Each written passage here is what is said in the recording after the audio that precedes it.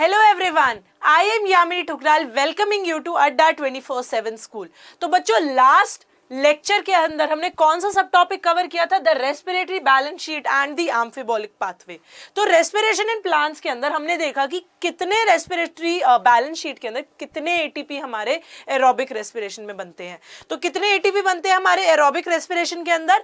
38 ATP हमारे aerobic respiration में बनते हैं। और अगर हम एनारोबिक की बात करें, मतलब फर्मेंटेशन के थ्रू हमारे कितने एटीपी बनते हैं?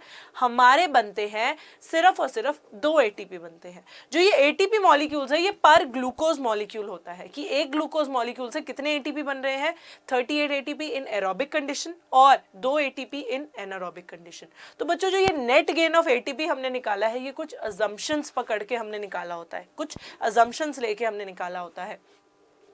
उसके बाद में हमने देखा कि एम्फिबोलिक पाथवे क्यों बोला जाता है, क्योंकि उसके अंदर एनाबॉलिज्म भी हो रहा है और कैटाबॉलिज्म भी हो रहा है, मतलब सिंथेसिस भी हो रहा है और ब्रेक डाउन भी हो रहा है। तो उसी अकॉर्डिंग हमने इसे एम्फिबोलिक पाथवे भी पढ़ा। तो आज लास्ट सब टॉपिक हम लोग करने जा रहे हैं जो कि है हमारा रेस्पिरेटरी क्वोशिएंट। तो देखते हैं कि रेस्पिरेटरी क्वोशिएंट क्या होता है। तो रेस्पिरेटरी क्वोशिएंट की जब हम बात करते हैं तो during aerobic respiration oxygen is consumed और CO2 हमारी रिलीज होती है ना। ऑक्सीजन कंज्यूम होती है और CO2 रिलीज होती है ना। The ratio of volume of CO2 involve, कितना हमारा कार्बन डाइऑक्साइड इवॉल्व हो रहा है to the volume of oxygen consumed, उसको हम लोग क्या बोलते हैं? रेस्पिरेटरी क्वोशिएंट बोलते हैं। रेस्पिरेटरी क्वोशिएंट का फॉर्मूला क्या हुआ? कितना हमारा कार्बन डाइऑक्साइड जो है इवॉल्व हुआ और कितना ऑक्सीजन जो है हमारा कंज्यूम हुआ। उन दोनों को जब हम डिवाइड करेंगे तो हमारे RQ की वैल्यू आ जाएगी, रेस्पिरेटरी क्वोशिएंट की वैल्यू आ जाएगी जब हम volume of carbon dioxide evolve upon में वॉल्यूम ऑफ ऑक्सीजन कंज्यूम्ड करेंगे। ठीक है। So the respiratory quotient it depends upon the type of respiratory substrate used during respiration। तो respiratory quotient हमारा किस पे डिपेंड करता है? डायरेक्टली ये respiratory substrate पे डिपेंड करता है। हमारा most commonly used respiratory substrate कौन सा है? ग्लूकोज, है ना। ये हमने एक असम्पशन लिया था कि ग्लूकोज हमारा मेन सबस्ट्रेट होता है, मेन रेस्पिरेटरी सबस्ट्रेट होता है।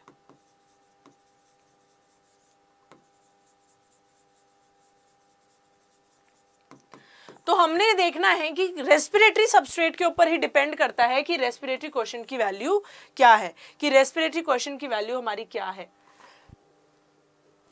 When the carbohydrates they are used as substrate and they are completely oxidized, the RQ will be 1। जब हम कार्बोहाइड्रेट्स की बात करें, जो हमारे कार्ब्स हैं, जब हम उनको एज सबस्ट्रेट यूज करते हैं, जैसे कि मैंने आपको ग्लूकोज का एग्जांपल बताया है ना, ग्लूकोज का एग्जांपल बताया, तो जब हम कार्ब्स की वैल्यू देखते हैं तो क्या होगा? उसके अंदर हमारा कंप्लीट ऑक्सीडेशन होता है, कंप्लीट ऑक्सीडेशन होता है ना ग्लूकोज का। तो हमारी RQ क्या आती है? RQ is equal to 1। जब हमारा कंप्लीट ऑक्सीडेशन होगा तो हमारे RQ की वैल्यू आ जाएगी 1, because equal amounts of carbon dioxide and oxygens are evolved and are consumed respectively. जितने अमाउंट में हमारी कार्बन डाइऑक्साइड जो है बाहर निकल रही है उतने ही अमाउंट में हमारी जो है ऑक्सीजन अंदर आ रही है, तभी हमारे RQ की वैल्यू क्या आ जाएगी? 1 आ जाएगी, क्योंकि कार्बोहाइड्रेट के केस में कंप्लीट ऑक्सीडेशन होता है। कार्बोहाइड्रेट के केस में कंप्लीट ऑक्सीडेशन होता है तो RQ की वैल्यू निकल के हमारी इज इक्वल टू 1 आ जाती है। RQ की वैल्यू 1 आ जाएगी। ये हम इससे एक्सप्लेन कर सकते हैं कि C6H12O6 plus 6O2 gives 6CO2। 6O2 जा रहा है तो 6CO2 निकल रहा है। अगर हम इसे डिवाइड करें 6CO2 बाय 6O2 तो क्या आया? 6 कटा 1। RQ की वैल्यू क्या आ गई हमारी? 1। तो हेंस प्रूव्ड कि कार्ब्स के केस में RQ की वैल्यू कितनी आती है? हमारी 1 आती है, क्योंकि CO2 इवॉल्व्ड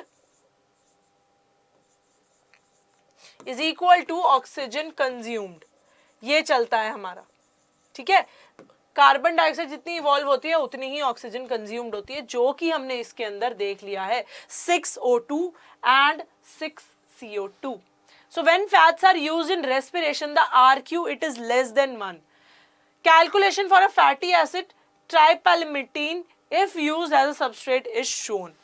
ट्राइपैल्मिटीन की जब हमने कैलकुलेशन देखी तो हमने देखा 2C51H98O8 प्लस 145O2 कितने CO2 देता है? 102 CO2 देता है। तो जब हम 102 को डिवाइड करेंगे बाय 145 तो हमारा क्या आएगा? 0.7। तो फैट्स की जब हम लोग बात करें, फैट्स को हमने जब सबस्ट्रेट दिया तो हमारी RQ वैल्यू कितनी आई? इट इज लेस देन 1, क्योंकि हमारा जो ऑक्सीजन कंज्यूम्ड है वो ज्यादा है पर जो कार्बन डाइऑक्साइड इवॉल्व है वो कम है। तो हमारी RQ क्या आई? फैट्स के केस में इट इज लेस देन 1।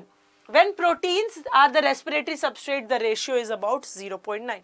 तो ये तो हमें टिप्स पे याद होनी चाहिए कि फैट्स है तो 0.7 हमारी RQ है, प्रोटीन्स है तो 0.9 है और कार्बोहाइड्रेट्स है तो 1 है। 1 अगर 1 से लेस आ रहा है तो मतलब क्या है कि ऑक्सीजन कंज्यूम्ड जो है वो ज्यादा है और कार्बन डाइऑक्साइड इवॉल्व जो है वो कम है ना? ये ही चलेगा अगर 1 से कम हमारा RQ आता है। Plants, unlike animals, have no special systems for breathing or gaseous exchange. बच्चों वो तो हमारा RQ के बारे में। अब जो है हम एक बारी चैप्टर को समराइज कर लेंगे और फिर RQ से रिलेटेड क्वेश्चंस करके ये वाला चैप्टर हम फिनिश ऑफ करेंगे और नेक्स्ट लेक्चर के अंदर हम लोग NCERT क्वेश्चंस करेंगे।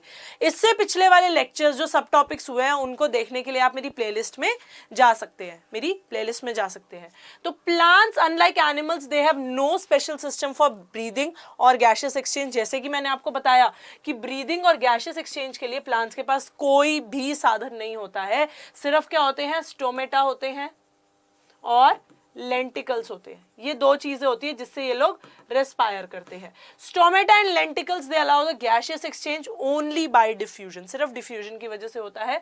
Almost all the cells in the plants have their surfaces exposed to air. Plants के जितने भी सर्फेसेस होते हैं वो उनका आधा पार्ट एक्सपोज होता है एयर में और आधा पार्ट अंदर होता है, तो उससे क्या होता है? गैशियस एक्सचेंज डिफ्यूजन के थ्रू हो जाता है। The breaking of CC bond, carbon-carbon bond of complex organic molecules by oxidation cells, it leads to the release of a lot of energy known as cellular respiration. बच्चों जब हमने oxygen तो अंदर ले ली है ना, बॉडी के अंदर ऑक्सीजन ले ली, उसको हम लोग क्या बोलेंगे? उसको ब्रीदिंग बोलेंगे।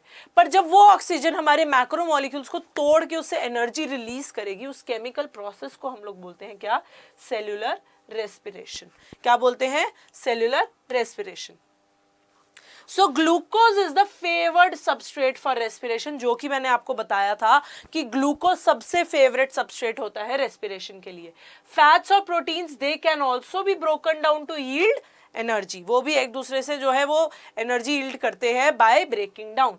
The initial stage of the cellular respiration it takes place in the cytoplasm. Initial stage क्या है हमारी? ग्लाइकोलिसिस। उसके बाद में क्या आता है हमारा? TCA और उसके बाद में आता है हमारा ETS। ठीक है? So each glucose molecule it is broken through a series of enzyme catalysed reaction into 2 molecules of pyruvic acid. कितने मॉलिक्यूल्स आए हैं हमारे पायरुविक एसिड के? 2 मॉलिक्यूल्स आते हैं इन ग्लाइकोलिसिस। एक ग्लूकोज मॉलिक्यूल 2 पायरुविक एसिड को देता है और this process is known as glycolysis. So the fate of the pyruvate का फेट किस पे डिपेंड करता है? On the availability of oxygen. अगर तो ऑक्सीजन अवेलेबल है, तो क्या होगा? एरोबिक रेस्पिरेशन हो जाएगा पायरुवेट का। और अगर ऑक्सीजन अनअवेलेबल है तो क्या होगा? तो फर्मेंटेशन में चला जाएगा, मतलब anaerobic respiration. So under anaerobic condition या तो लैक्टिक एसिड फर्मेंटेशन होगा या फिर अल्कोहलिक फर्मेंटेशन होगा। So fermentation it takes place under anaerobic condition, मतलब absence of oxygen in many prokaryotes, unicellular eukaryotes and germinating seeds. Eukaryotic organism के अंदर क्या होता है? Aerobic respiration in the presence of oxygen होता है। So the pyruvic acid it is transported into the mitochondria, जहां पे वो कन्वर्ट हो जाता है into acetyl CoA और उससे जो है रिलीज होते हैं 3 molecules of CO2.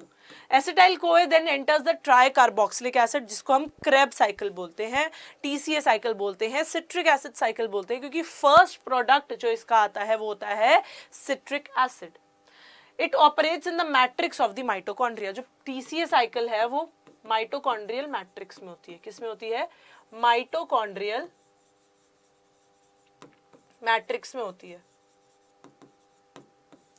ठीक है. NADH and FADH2 they are generated in the Krebs cycle. NADH and FADH2 वो Krebs cycle के अंदर जनरेट होते हैं. The energy in these molecules as well as that in NADH H plus synthesized during the glycolysis, वो सारी की सारी हमारी एनर्जी यूज होती है to generate the ATP. Main तो हम किसके लिए काम कर रहे हैं? मेन हम लोग सिर्फ ATP बनाने के लिए काम कर रहे हैं. तो ये क्या होगा? तो जितनी भी एनर्जी हमारी बन रही है, NADH बन रहा है, वो सारा अल्टीमेटली क्या करेगा? वो ATP बनाने में हेल्प करेगा. So this is accomplished through a system of electron carriers called electron transport system. Electron transport system इस एनर्जी को ATP के अंदर कन्वर्ट करने में मदद करता है, जो कि कहाँ पे होता है? Inner membrane of mitochondria, inner mitochondrial membrane के अंदर होता है. The electrons, as they move through the system, they release enough energy that are trapped to synthesize ATP, and this is called as oxidative phosphorylation. Oxidative phosphorylation क्या होता है कि जब electrons move कर रहे होते हैं थ्रू द सिस्टम, वो क्या करते हैं? वो एनर्जी रिलीज करते हैं, जो कि ट्रैप होके क्या बनाता है? हमारा ATP बनाता है, और इससे हम लोग ऑक्सीडेटिव फॉस्फोराइलेशन बोलते हैं. क्या बोलते हैं? Oxidative phosphorylation. So in this process oxygen is the ultimate acceptor of electrons, और वो किस में रिड्यूस हो जाता है? Oxygen is reduce to H2O. हाँ, oxygen it is reduce to 2H2O. Oxygen जो है इलेक्ट्रॉन एक्सेप्टर होता है, वो इलेक्ट्रॉन एक्सेप्ट करके क्या करता है? रिड्यूस कर जाता है इनटू 2H2O, यानी कि water. So the respiratory pathway is an amphibolic pathway, क्योंकि उसके अंदर एनाबॉलिज्म मतलब कि सिंथेसिस भी हो रहा है, और कैटाबॉलिज्म मतलब कि ब्रेकडाउन भी हो रहा है. सिंथेसिस और ब्रेकडाउन दोनों हो रहा है. So the respiratory quotient, it depends upon the type of respiratory substance which is used in the respiration. जैसे कि हमने क्या देखा था? फैट्स अगर हम लोग देखें उसका कितना आता है? 0.7. प्रोटीन्स का आता है 0.9. ये तो आपको टिप्स पे होने चाहिए बच्चों, बिल्कुल. और कार्ब्स का आता है 1. तो ये हमारा रेस्पिरेटरी क्वेश्चन जो है डिपेंड करता है ऑन द सबस्ट्रेट. तो एक बार देख लेते हैं आज के चैप्टर में हमने क्या पढ़ा, आज के सब टॉपिक में हमने क्या देखा है. हमने देखा है रेस्पिरेटरी क्वेश्चन. तो रेस्पिरेटरी क्वेश्चन क्या है? It is the ratio of carbon dioxide evolve to oxygen consumed, और ये रेशियो को हम लोग क्या बोलते हैं? ड्यूरिंग रेस्पिरेशन होता है तो रेस्पिरेटरी क्वेश्चन बोलते हैं. ये इसका बेसिक फॉर्मूला होता है. So the respiratory quotient it depends on the respiratory substrate. Carbohydrate जो होते हैं फुल्ली ऑक्सीडाइज हो जाते हैं, मतलब कार्बन डाइऑक्साइड और ऑक्सीजन जो निकलता है, कार्बन डाइऑक्साइड जो निकलता है और ऑक्सीजन जो यूज होता है, उनकी क्वांटिटी एकदम इक्वल होती है, तभी इसका RQ कितना आता है? 1 आता है. वैसे ही अगर हम फैट्स का देखें तो उसका आता है 0.7 और प्रोटीन्स का आता है 0.9.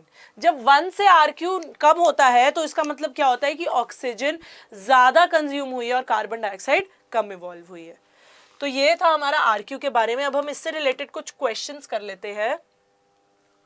So the respiratory quotient of the RQ is greater than 1 in which of the following cases? Glucose, fat, fructose या फिर ऑर्गेनिक एसिड, किसके अंदर हमारा जो RQ है ग्रेटर देन 1 होगा? किसके अंदर हमारा RQ जो है ग्रेटर देन 1 होगा? ABCD. क्या रहेगा इसका आंसर? ग्लूकोज, फ्रक्टोज हमारे क्या है? कार्ब्स है, तो इसमें हमारा क्या होता है? 1 होता है. इसमें भी 1 होगा. इसके अंदर 0.7. तो ये तीनों हमारे गए. Option D organic acid.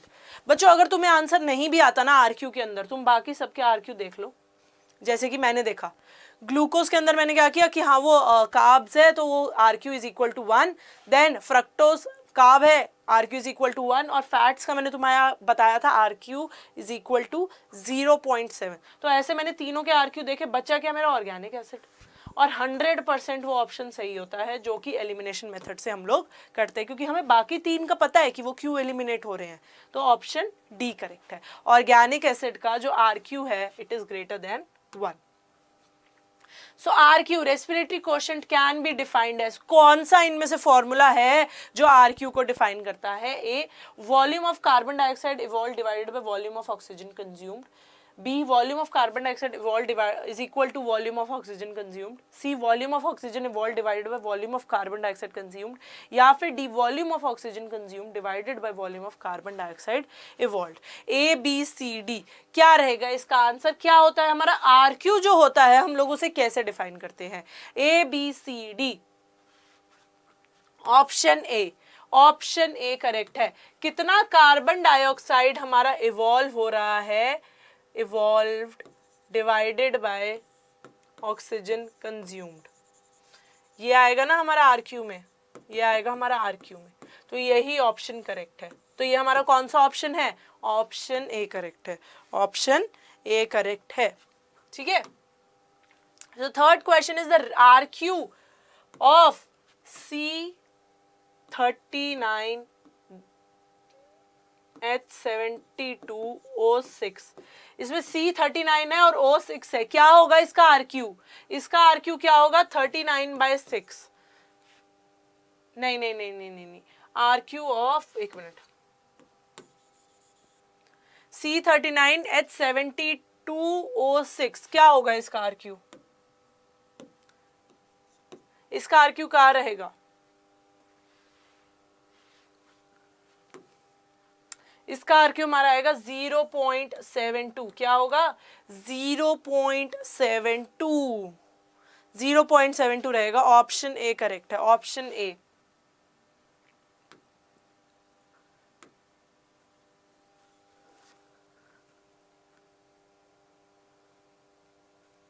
हाँ, C39 H72O6 ये रहेगा ना। हाँ, तो 0.72 रहेगा इसका RQ 0.72 रहेगा। 39/6 जब हम करेंगे तो ये C13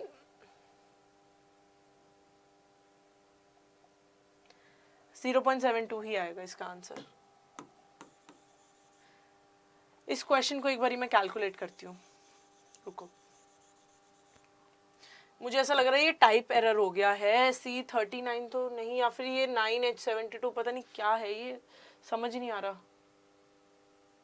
C39 इसका मैं इस बार इसको कंफर्म करके बताऊंगी, क्योंकि ये शायद से टाइपिंग एरर हो सकता है। So in anaerobic respiration the respiratory quotient is, anaerobic respiration के अंदर हमारा रेस्पिरेटरी क्वोशंट क्या रहेगा? जब हमारा ऑक्सीजन जो है, ऑक्सीजन हमारा नहीं है, कम है, तो क्या रहेगा? ग्रेटर देन 1, 1, 0 या फिर इंफिनिटी। क्या रहेगा? इंफिनिटी रहेगा। क्या रहेगा? इंफिनिटी रहेगा, क्योंकि ऑक्सीजन है ही नहीं, सिर्फ कार्बन डाइऑक्साइड ही है। तो उसके अकॉर्डिंगली जब हम RQ कैलकुलेट करेंगे, उसके अकॉर्डिंग जब हम लोग RQ कैलकुलेट करेंगे तो वो इंफिनिटी पे ही जाएगा। What will be the respiratory quotient of the mixture be when equal quantities of groundnut seeds and germinating maize is taken? Equal quantities हमने जो है groundnut seeds की ली है और germinating maize की ली है, तो क्या हमारा RQ रहेगा? क्या हमारा RQ रहेगा? हमारा रहेगा लेस देन 1, लेस देन 1 रहेगा, क्योंकि 1 हमारा सिर्फ कार्बोहाइड्रेट्स में होता है, उसके बाद में सबका हमारा लेस देन 1 रहेगा। लेस देन 1 रहेगा, 1 हमारा मैक्सिमम होता है, ग्रेटर देन 1 हमारा ऑर्गेनिक एसिड्स के अंदर चला जाता है, तो इसमें हमारा रहेगा less than 1। Option C correct है। Next, the respiratory quotient of a plant structure is dependent on the substrate nature, that is metabolize, catabolize, oxidize या फिर reduce। substrate का क्या nature होना चाहिए जिस पे हमारा RQ डिपेंड करेगा? substrate का क्या nature होना चाहिए जिस पे हमारा RQ डिपेंड करेगा? A metabolize, B catabolize, C oxidize या फिर D reduce। A, B, C, D क्या रहेगा इसका आंसर? C oxidized। कितना ऑक्सीडेशन हो रहा है? अब जैसे कार्ब्स का कंप्लीट ऑक्सीडेशन होता है तो हमारा RQ 1 आ जाता है ना। अगर कंप्लीट ऑक्सीडेशन होता है तो RQ क्या आ जाता है? हमारा 1 आ जाता है। जब इनकम्प्लीट रहता है ऑक्सीडेशन तो उसके हिसाब से RQ आता है। तो RQ हमारा किस पे डिपेंड कर रहा है? बेसिकली ऑक्सीडेशन पे। ऑक्सीडाइज्ड है सबस्ट्रेट या फिर नहीं। Next, the respiratory quotient in succulent plant it is always less than 1, क्योंकि लेस देन 1 कम होता है, जैसे कि मैंने अभी आपको बताया ऑक्सीडेशन पे डिपेंड करता है, तो इनकम्प्लीट ऑक्सीडेशन की वजह से it is less than 1। Option D, less than 1 कब होगा? जब इनकम्प्लीट ऑक्सीडेशन होगी, और 1 कब होगा? जब कंप्लीट ऑक्सीडेशन होगी। रिडक्शन के तो सवाल ही नहीं है। तो ऑप्शन डी हमारा इनकम्प्लीट ऑक्सीडेशन बिल्कुल करेक्ट है, ऑप्शन डी करेक्ट है। Next, the respiratory quotient in germinating seeds, अभी हमने देखा जर्मिनेटिंग सीड्स के अंदर हमारा रेस्पिरेटरी क्वोशंट क्या रहता है? 0, लेस देन 1, ग्रेटर देन 1 या फिर 1। जर्मिनेटिंग सीड्स की जब हम लोग बात करें तो हमारा रहेगा लेस देन 1। जर्मिनेटिंग सीड्स और ग्राउंडनट मेज दोनों के अंदर हमारा लेस देन 1 रहेगा। बहुत ही ज्यादा फ्रीक्वेंटली आस्क्ड क्वेश्चन है ये जर्मिनेटिंग सीड्स वाला, ये हमारा एमसीक्यू में आता है, नीट में आता है। तो ये ऑप्शन, ये जो जर्मिनेटिंग सीड और ग्राउंडनट मेज दोनों के दोनों जो है हमारे कॉम्पिटिटिव एग्जाम में और हमारे एमसीक्यूज के अंदर पूछे जाते हैं। तो इसका हमेशा क्या आएगा? B, less than 1। क्या आएगा? B, less than 1। So the next question is, the energy yield due to the outcome of total oxidation of one molecule of glucose during the cellular respiration is enough to convert. Total oxidation की हमारी कितनी yield है? एक glucose molecule की हमारी है 38 ATP की, है ना? 38 एटीपी की है। तो हम क्या, वो किसके लिए इनफ है कि हम वो किसको कन्वर्ट कर सकते हैं? किसके लिए इनफ है? किसके लिए इनफ है वो? 36 molecules of ADP to 36 molecules of ATP, वो इसके लिए एनर्जी यील्ड जो है टोटल ऑक्सीडेशन की during the cellular respiration, it is enough to convert be 36 molecules of ADP to 36 molecules of ATP। ठीक है। कार्बोहाइड्रेट का रेस्पिरेटरी क्वेश्चन सबसे कॉमनली आस्क्ड क्वेश्चन क्या है? सबसे commonly asked, equal to 5, less than unit, greater than unity या फिर D unity? A B C D. फटाफट से इतने, जो ये लास्ट क्वेश्चन है आरक्यू का, ये तो फटाफट से बता दो क्योंकि ये बहुत ही इजी क्वेश्चन, बहुत ही कॉमनली आस्क्ड क्वेश्चन। कार्बोहाइड्रेट का रेस्पिरेटरी क्वेश्चन क्या है? बस थोड़ा सा घुमा के पूछा गया, सीधा ये नहीं बोला कि 1 है। क्या होगा इसका आंसर? इसका आंसर है हमारा डी यूनिटी, डी यूनिटी। तो बच्चों ये था हमारा रेस्पिरेटरी क्वेश्चन के बारे में, और इसके साथ में हमारा chapter respiration in plants complete होता है। नेक्स्ट लेक्चर के अंदर हम इसके एनसीईआरटी क्वेश्चंस करेंगे, जो कि आपको सब्जेक्टिव क्वेश्चंस के लिए थोड़ी सी सपोर्ट कर देगा। तो अगर आपको लेक्चर अच्छा लगा तो लाइक करना, शेयर करना और सब्सक्राइब करना अड्डा 24/7 स्कूल के चैनल को। Thank you for watching the video and bye bye.